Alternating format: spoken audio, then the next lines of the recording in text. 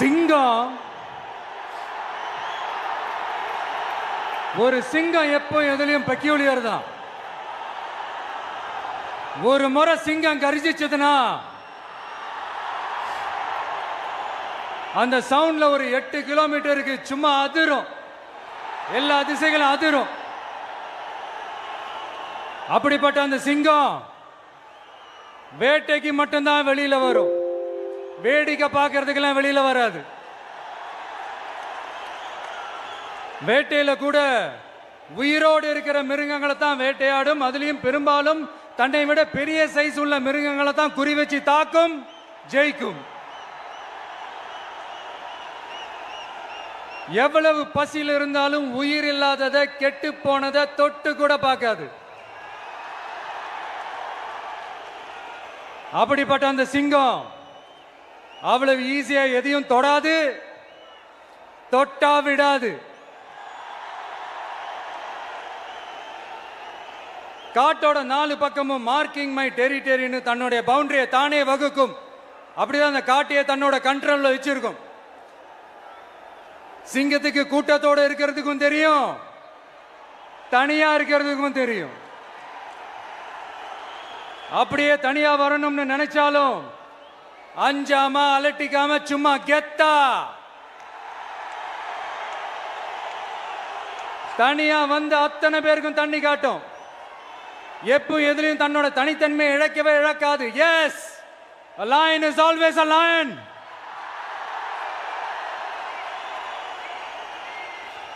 There are so many jackals and other animals in the forest, but there will be only one lion. And even if it is single, it will be the king of jungle. It is not only a description but also a clear declaration. சிங்கத்தை பத்தி பேசிட்டு நம்ம சிங்க குட்டிகளையும் சிங்க பெண்களையும் பத்தி நம்ம பேசாம இருக்க முடியுமா? அவங்கள எப்படி நான் மறப்பேன்? அவங்க தான் என்னுடைய உயிராச்சே, என் நெஞ்சில் குடியிருக்கும்.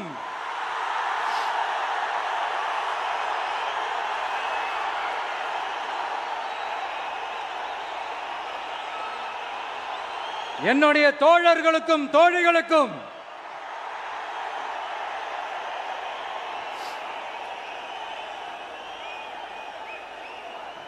நேர்ல வர முடியாத சூழல்ல வீட்டில் இருந்துகிட்டே நம்மளோட இந்த மாநாட்டில் நேரலை வாயிலாக கலந்துகிட்டு இருக்கிற என்னுடைய அம்மாக்கள், அக்கா தங்கைகள், அண்ணன் தம்பிகள், நண்பர்கள் அனைவருக்கும் என்னோட உயிர் வணக்கம்.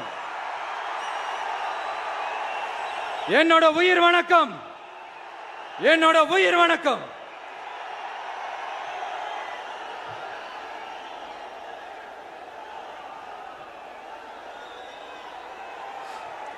வீரம் விளையும் மாமதுரை மண்ணை வணங்குகிறேன். இந்த மதுரைனாலே உடனே ஞாபகத்துக்கு வரது சீறி பாஞ்சி துள்ளி குதிக்கிற யாருக்கும் அடங்காத காளைகள் விளையாடுற அலங்காநல்லூர் ஜல்லிக்கட்டு தான். நம்ம வைகை ஆறு தான். அழகர் ஆத்துல இறங்குற வைபவம், மதுரை மீனாட்சி அம்மன். இந்த மண்ணோட உண்மையான குணம் உணர்வு பூர்வமான மண் இது. அது மட்டும் இல்ல, இந்த மண்ணில் வாழ்ற மக்களும் அப்படித்தான் உணர்வு பூர்வமான ஆளுங்க. நான் இந்த மண்ணில் கால் எடுத்து வச்ச உடனே ஒரே ஒருத்தரை பத்தி தான் மனசுக்குள்ள ஓடிக்கிட்டே இருந்தது. அவர் யாருன்னு உங்களுக்கும் தெரிஞ்சிருக்கும். சினிமானாலும் சரி, அரசியல்னாலும் சரி, நமக்கு ரொம்ப ரொம்ப பிடிச்சது புரட்சி தலைவர் எம்ஜிஆர் அவர்கள் தான். அவரோட பழகிறதுக்கு எனக்கு வாய்ப்பு கிடைக்கல. ஆனா அவரை மாதிரியே குணம் கொண்ட என்னுடைய அண்ணன் புரட்சி கலைஞர் கேப்டன் விஜயகாந்த் அவர்களோட பழகிறதுக்கு எனக்கு நிறையவே வாய்ப்பு கிடைச்சது. அவரும் இந்த மதுரை மண்ணை சேர்ந்தவர் தானே, அவரை மறக்க முடியுமா? தமிழ்நாட்டு மக்கள் உணர்வுபூர்வமா உண்மையா நம்ம பக்கத்திலே நிக்கிறவங்க, அதுக்கு ஒரு மிகப்பெரிய அடையாளம் தான் இந்த மதுரை மண். நம்ம தமிழக வெற்றி கழகம் கையில் எடுத்திருக்கிற அரசியலும் அப்படித்தான். உண்மையான அரசியல், உணர்வு பூர்வமான அரசியல், நல்ல அரசியல், நல்லவங்களுக்கான அரசியல், நாட்டு மக்களுக்கான அரசியல், நல்லது மட்டுமே செய்கிற அரசியல்.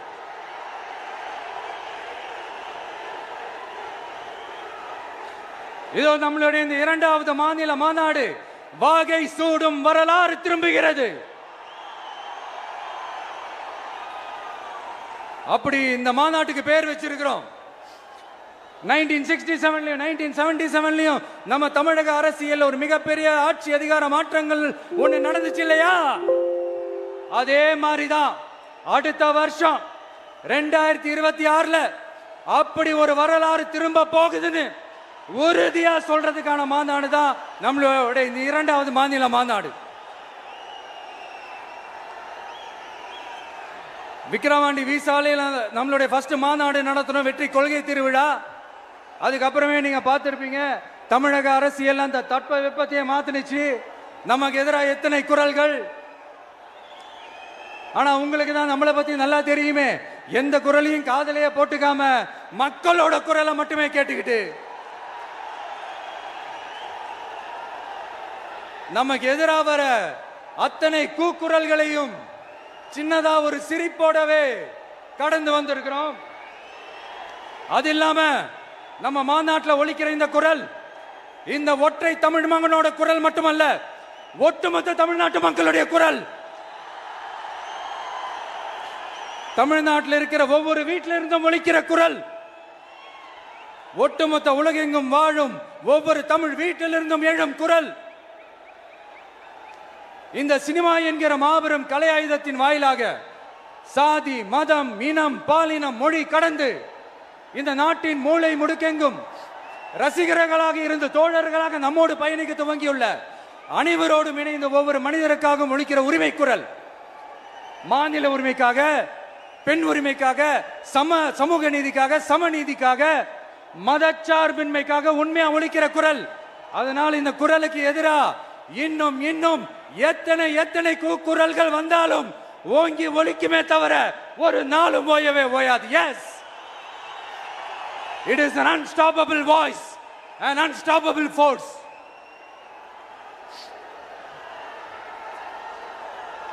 நம்ம அரசியலுக்கு வர்றதுக்கு முன்னாடி அட இவரெல்லாம் வரமாட்டாரியா, அவரே வரல, இவரே வரல, இவருங்க வர போறாரு அப்படின்ட்டு நிறைய பேர் ஜோஷியம் சொன்னாங்க.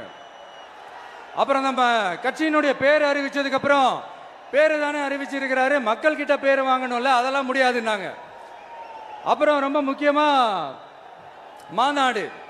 மாநாடுலாம் எவ்வளவு பெரிய விஷயம், அதெல்லாம் இவர் ஒத்தால எப்படி பண்ண முடியும், சும்மா பக்கத்தில் புசியானதை வச்சுக்கிட்டு மாநாடுல எப்படி நடத்தி காட்ட முடியும், அதெல்லாம் அவங்களால முடியாது. அப்புறம் மழை பெஞ்சு எல்லாத்தையும் கெடுத்துரும்.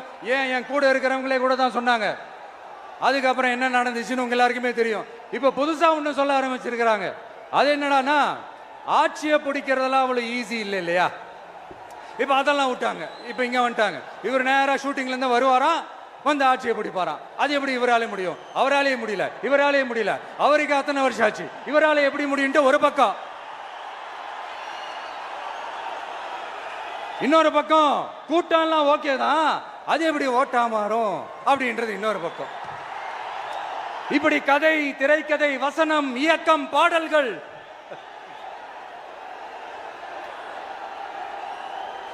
அதனால இந்த அரசியல் ஆய்வாளர்களுக்கு நான் சொல்றதெல்லாம் ஒன்னேதான், நல்லா கேட்டுக்கங்க. இந்த விஜய் ஏதோ இந்த பல லட்சம் பேர் கூடுற கூட்டத்தில் மட்டுமே இருக்கிறாரு அப்படின்னு மட்டும் தப்பு கணக்கு போட்டாதீங்க. ஏன்னா நம்மளுடைய இந்த கூட்டம் வெறும் ஓட்டா மட்டும் இல்லைங்க, வரப்போற தேர்தலில் மக்கள் விரோத ஆட்சியாளர்களுக்கு நாம வைக்க போற வேட்டா, நம்மளை கோட்டைக்கு அனுப்ப போற ரூட்டா இருக்க போதுன்னு சீக்கிரமாவே தெரிஞ்சுப்பீங்க.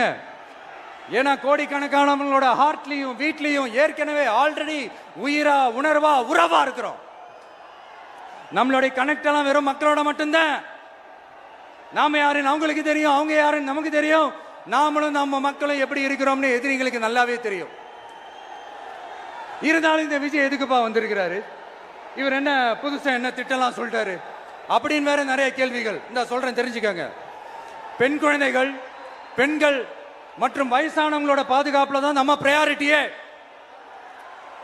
அடுத்து இளைஞர்கள், உழவர்கள், உழைப்பாளர்கள், நெசவாளர்கள், மீனவர்கள், ஆதரவற்ற முதியோர்கள், மாற்றுத்திறனாளிகள், மூன்றாம் பால் இனத்தவர்கள்னு இன்னும் யாருக்கெல்லாம் கவர்மெண்டோட ஒரு ஸ்பெஷல் அட்டென்ஷன் தேவையோ அவங்க எல்லாருக்குமான ஒரு கவர்மெண்ட் அமைக்கிறது தான் நம்ம இலக்கே.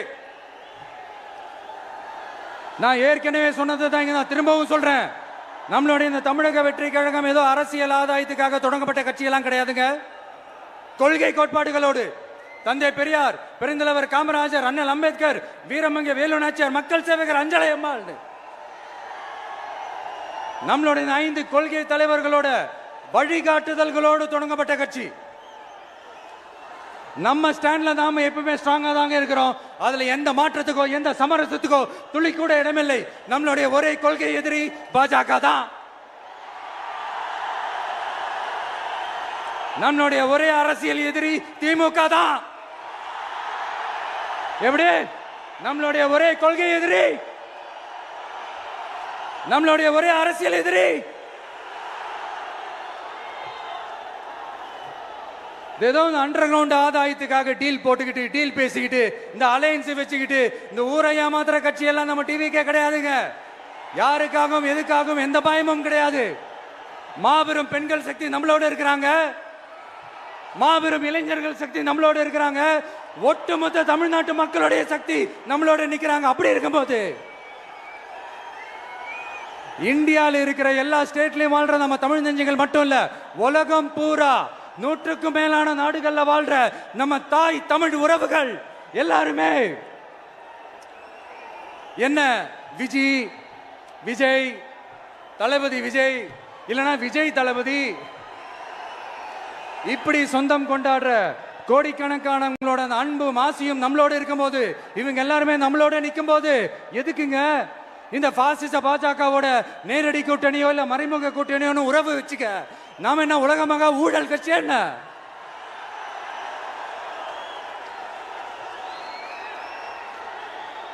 நம்மளை பத்தி சின்னதா ஒரு உண்மை ஒண்ணு சொல்லலாமா? என்னடா இவர் வாயால இப்படி சொல்றாருன்ட்டு யாரும் தவறா நினைச்சுக்க வேணாம். ஏன்னா இது ஒரு விதத்துல ஒரு ஃபேக்டும் கூட. அதனாலதான் நான் சொல்லணும்னு ஆசைப்படுறேன். நம்ம யார் தெரியும்ல? நாம எல்லாருமே சொல்றேன்.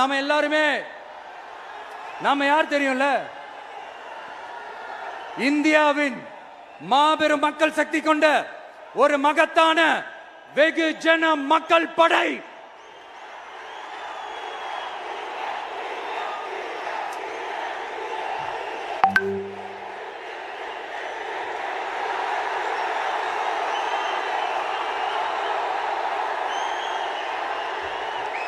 அதனால நம்ம தலைமையில நாம் அமைக்க போற இந்த உண்மையான மக்களாட்சிக்கான அச்சாரமாக மாபெரும் மக்கள் சக்தியை அணி அணியாக நம்மளோட திரண்டு நிக்கிறப்போ இந்த அடிமை கூட்டணியில சேர வேண்டிய அவசியம் நமக்கு இருக்குங்க.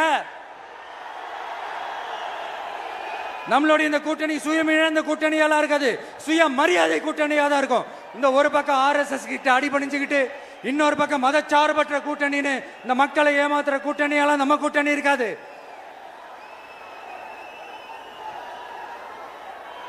நான் இப்பவும் சொல்றேன், நம்மளை நம்பி வர்றவங்களுக்கு ஆட்சியிலும் அதிகாரத்திலும் உறுதியாக பங்களிப்பு செய்யப்படும்.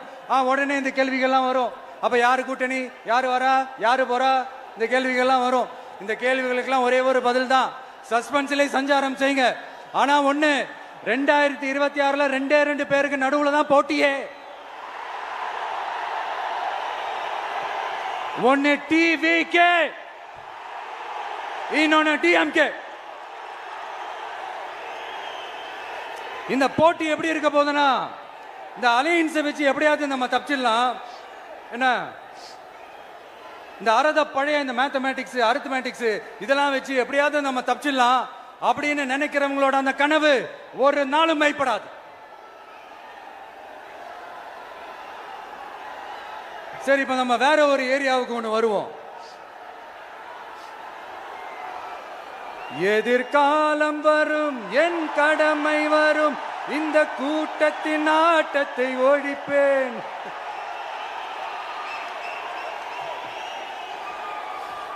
மக்கள் அரசியல் என்ற அந்த சவுக்க கையில் எடுக்கலாமா? யாருக்கு எதிரான தானே கேட்கிறீங்க? வேற யாரு? மறைமுக உறவுக்காரர்களான பாசிச பாஜகவும்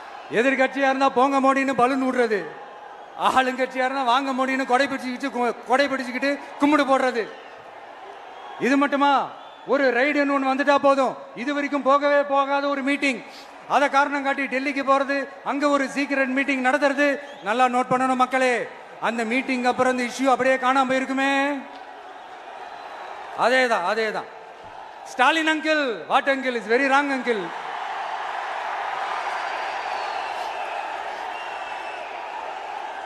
இப்படி தமிழ்நாட்டில் இப்ப நடக்கிற இந்த ஆட்சியினுடைய லட்சணத்தை பார்த்துக்கிட்டு நாம எப்படி சும்மா இருக்க முடியும்?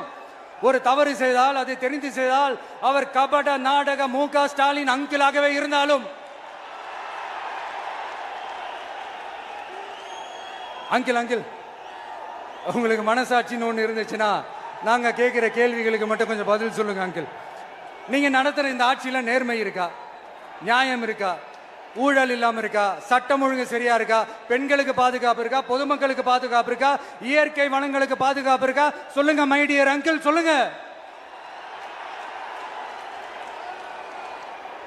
டாஸ்மாக்ல மட்டுமே இது வரைக்கும் 1000 கோடிக்கு மேல ஊழல்னு சொல்றாங்க. அதுல மட்டுமா தப்பு நடக்குது? வேற எதுல தான் நடக்கல?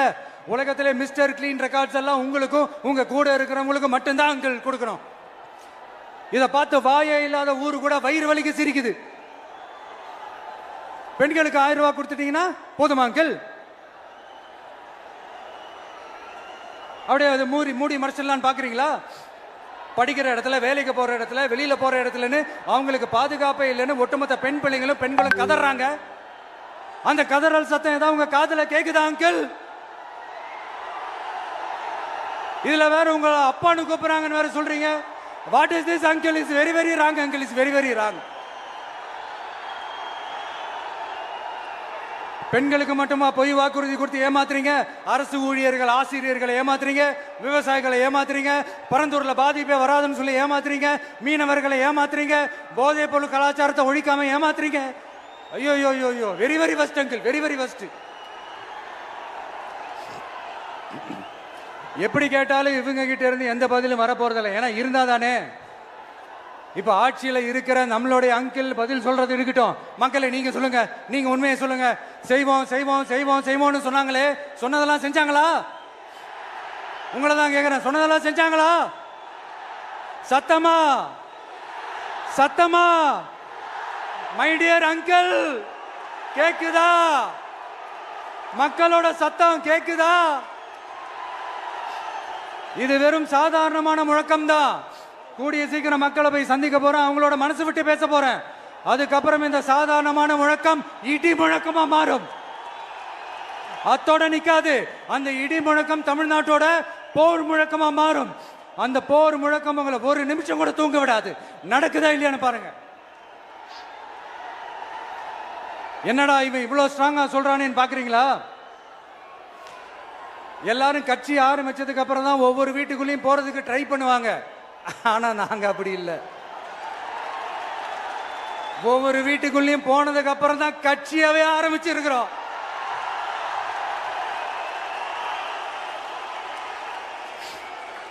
அதனால ஒட்டுமொத்தமா எல்லாருமா சேர்ந்து இந்த திமுக ஆட்சியை, கபட நாடக திமுக ஆட்சியை 2026 தேர்தலில் வீட்டுக்கு அனுப்புறோம். வீட்டுக்கு அனுப்புறோம். என்ன நண்பா, சரிதானே? என்ன நம்பி செய்வீர்கள் தானே?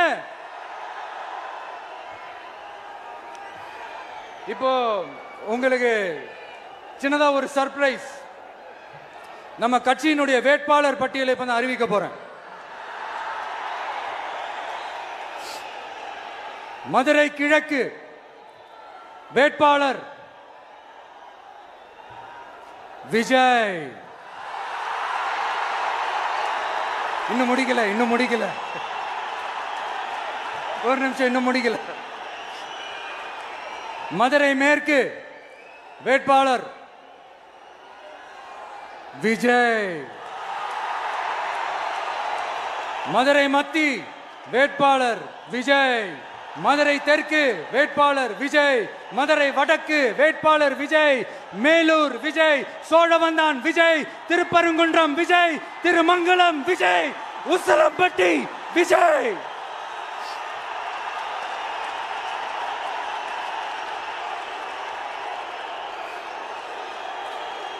என்னடா எல்லா தொகுதியிலையும் ஒரே வேட்பாளர்னு பாக்குறீங்களா?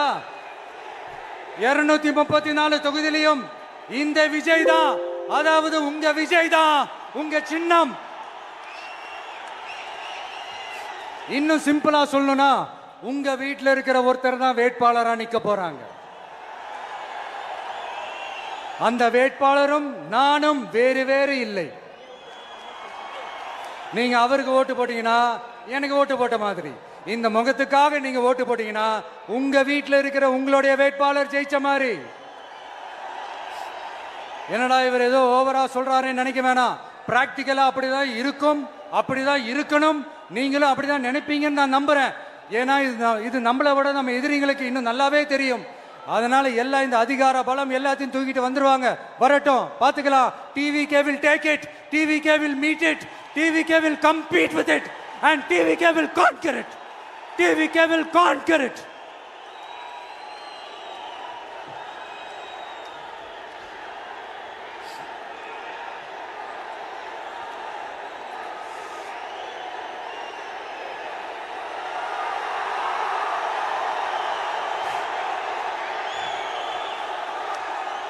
இந்த நேரத்தில் நம்ம மனசுல இருக்கிறத மக்கள் கிட்ட சொல்லி ஆகணும். தூத்துக்குடி ஸ்னோலினோட அம்மா என்ன அவங்களோட தம்பி, இன்னும் அவங்க பொண்ணுக்கு நான் தாய் மாமன்னு சொன்னாங்க. அந்த அக்காவோட குழந்தைக்கு மட்டும் இல்லைங்க, என்ன அண்ணனா தம்பியா நினைக்கிற தமிழ்நாட்டில் இருக்கிற என்னோட எல்லா சகோதரிகளின் குழந்தைகளுக்கும் நான் இன்னைக்கு மட்டும் இல்ல, என்னைக்குமே ஒரு தாய் மாமனா தான் இருப்பேன். நீங்க எல்லாரும் என்னுடைய ரத்த உறவு, கூட பிறந்த பொறுப்பு. என் வீட்டு ரேஷன் கார்டுல வேணா உங்க பேர் இல்லாம இருக்கலாம், உங்க வீட்டு ரேஷன் கார்டுல வேணா என் பேர் இல்லாம இருக்கலாம். ஆனா நாம் எல்லாரும் ஒண்ணுதான், உறவுதான். நமக்கு இடையே எந்த அரசியலும் உள்ள நுழையவே முடியாது. என்கிட்ட இருந்து உங்களையும் உங்ககிட்ட இருந்து என்னையும் எந்த சக்தியாலும் பிரிக்கவே முடியாது. அப்புறம் நான் ஒன்னும் இந்த மார்க்கெட் போனதுக்கு அப்புறம், ரிட்டையர் ஆனதுக்கு அப்புறம் அடைக்கலம் தேடி அரசியலுக்கு வரல, படைக்கலனோட வந்திருக்கிறோம். பவர்ஃபுல் ஃபோர்ஸோட, மாபெரும் படை வரிசையோட, எல்லாத்துக்கும் தயாராகி தான் வந்திருக்கிறோம். இவ்வளவு தயாரா நாம அரசியலுக்கு வர்றதுக்கு ரொம்ப ரொம்ப முக்கிய காரணம் ஒண்ணு இருக்கு. அது என்ன தெரியுமா? நன்றி கடன், நன்றி கடன், நன்றி கடன். கிட்டத்தட்ட ஒரு 30 வருஷத்துக்கு மேல நீங்க தான், நம்ம மக்கள் தான் என் கூட நிக்கிறீங்க, எனக்காக நிக்கிறீங்க, என்னை தாங்கி பிடிக்கிறீங்க, மனசுல ஏந்தி பிடிக்கிறீங்க, தாய் அன்போட மடியில ஏந்திக்கிறீங்க. உண்மையை சொல்லணும்னா வேற யாரை விடவும் எனக்கு இந்த அன்பையும் ஆதரவையும் கொடுத்திருக்கிறீங்க.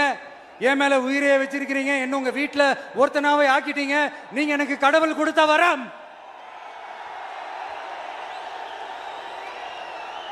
உலகம் பூரா நமக்காக நம்ம கூட நிக்கிற நம்ம மக்களை நான் எப்படி மறப்பேன்? நான் என் லைஃப்ல ரொம்ப உயிரா நினைக்கிறது பெண்களை, குழந்தைங்களை, இளைஞர்களை, உழைக்கிற மக்களை தான். இவங்க தான் நம்மளோட வகைரா. இதை பார்த்து தான் நம்மளோட எதிரிகளுக்கு பத்தி எரியுது. அதுக்காக நாம் என்ன செய்ய முடியும்? அதனால நம்ம உறவுகளை, சொந்தத்தை, வகைராவை யாருக்காகவும் எதுக்காகவும் விட்டு கொடுக்க முடியாது இல்லையா? Here at this moment among this August gathering, I want to open my heart and say I enjoy people, I respect people, I worship people.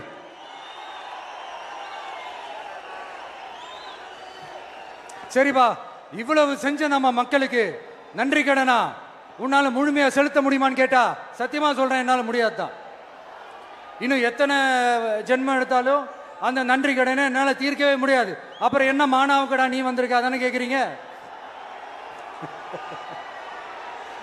Mind voice கேட்ட மாதிரி இருந்தது. வாழ்நாள் முழுக்க நம்ம மக்களுக்காக ஆதரவா துணையா நிக்கிறத தவிர, அவங்களுக்காக உழைக்கிறத தவிர எனக்கு வேற எந்த எண்ணமும் இல்லை. எனக்கு இப்ப வேற வேலையும் இல்லை. இனிமே எனக்கு இதுதான் என் வேலையே, என் கடன் இனி என் மக்களுக்கு பணி செய்து கிடப்பதே. இப்படியா ஹார்ட் டு ஹார்ட் யதார்த்தமா பேசிய பழகிட்டோம். இதுக்கு மேலேயும் எனக்கும் மக்களுக்கும் இடையே இருக்கிற அந்த உறவை பத்தி நான் பேச ஆரம்பிச்சேன்னா ஒரு மாதிரி எமோஷனல் ஆகிடுவேன். அப்புறம் அதை கண்ட்ரோல் பண்ணுறது ரொம்ப கஷ்டம். அதனால என்னை மனசார நேசிக்கிற நம்ம மக்களுக்கு ஒன்றே ஒன்று சொல்றேன். இந்த விஜய் உங்க விஜய், உங்களுக்கான விஜய், உங்களுக்காக மட்டுமே இருக்கிற விஜய். உங்க கூட நிக்க, உங்களுக்காக நிக்க, உண்மையா நிக்க, உணர்வோட நிக்க, உறுதியா நிக்க, உங்க கூட பேச, உங்களுக்காக பேச, உண்மையா பேச, உணர்வோட பேச, உறுதியா பேச, உங்களுக்காக சேவை செய்ய உங்க விஜய் நான் வர.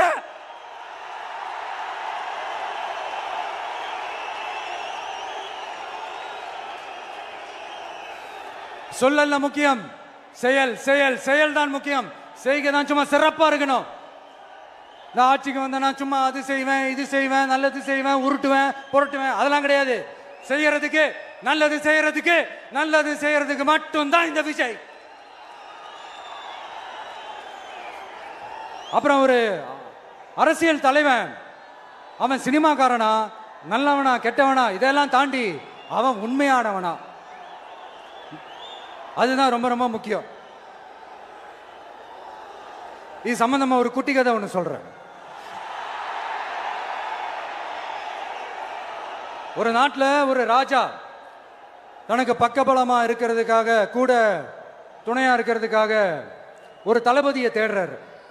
சரியான தகுதிகளோட ஒரு 10 பேர் செலக்ட் ஆகுறாங்க. ஆனால் அதில் ஒருத்தர் மட்டும் தான் செலக்ட் பண்ணணும். அதனால அந்த ராஜா என்ன பண்றாருன்னா ஒரு டெஸ்ட் வைக்கிறார். அந்த 10 பேர் கையிலையும் விதை நெல்லை கொடுத்து இதை நல்லா வளர்த்து கொண்டு வாங்க, ஒரு 3 மாசம் கழிச்சு வாங்கன்னு சொல்லி அனுப்பி வச்சிடுறாரு. 3 மாசம் கழிச்சு வரும்போது அதில் ஒருத்தர் ஆள் உயரத்துக்கு வளர்த்துருந்தாரு, ஒருத்தர் தோல் உயரத்துக்கு வளர்த்துருந்தாரு. அதில் ஒரு 9 பேரும் நல்லா வளர்த்து கொண்டு வந்திருந்தாங்க. ஒருத்தர் மட்டும் வெறும் தொட்டியோடவே வந்தார். என்னன்னு கேட்டதுக்கு, நானும் தண்ணி ஊற்றி ஊற்றி பார்க்குறேன், உரம் வச்சு வச்சு பார்க்குறேன், வளரவே மாட்டேங்குது ராஜா, என்ன பண்ணுறதுன்னு தெரியலன்னு சொன்னதுக்கு ராஜா அவரை கட்டி அணைச்சிக்கிட்டு, இனிமே நீதான் என்னுடைய தளபதி, எல்லா அதிகாரமும் உனக்கு தான் சொன்னார். ஏன்னா அந்த 10 பேர் கையிலையும் ராஜா கொடுத்தது அவித்த விதை நெல், அது முளைக்கவே முளைக்காது. அந்த 9 திருட்டு பயலும் என்ன பண்ணியிருக்காங்கன்னா வேற விதை நெல்லை வாங்கி அதை வளர்த்துட்டு ராஜாவையும் மக்களையும் ஏமாத்திருக்கிறாங்க. ஆனா இவர் மட்டும் உண்மையை போட்டு உடைச்சிட்டார். அதனால ஒரு நாட்டுக்கு திறமை எந்த அளவுக்கு முக்கியமோ அந்த அளவுக்கு உண்மையும் நேர்மையும் முக்கியம். இப்போ நீங்க எல்லாரும் தான் அந்த ராஜா. நீங்க தேர்ந்தெடுக்க போற அந்த தளபதி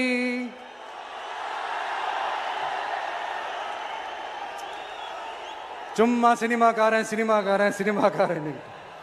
அம்பேத்கர் அவர்களை தோக்கடிச்சது சினிமாக்காரன் இல்ல, அரசியல்வாதி. காமராஜர் அவர்களை தோக்கடிச்சது, இங்க விருதுநகர் பகுதியில் தோக்கடிச்சது சினிமாக்காரன் இல்ல, இன்னொரு அரசியல்வாதி. இன்னைக்கும் நம்ம கூட வாழ்ந்துட்டு இருக்கிற நல்ல கண்ணு ஐயாவை தோக்கடிச்சது சினிமாக்காரன் இல்ல, அரசியல்வாதி.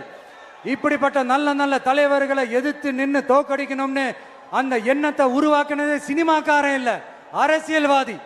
அதனால எல்லா அரசியல்வாதியும் அறிவாளியும் கிடையாது, எல்லா சினிமாக்காரனும் முட்டாளும் கிடையாது. கான்பிடண்டா இருங்க, நல்லதே நடக்கும், வெற்றி நிச்சயம். மீண்டும் சந்திக்கும் வரை நன்றி, வணக்கம்.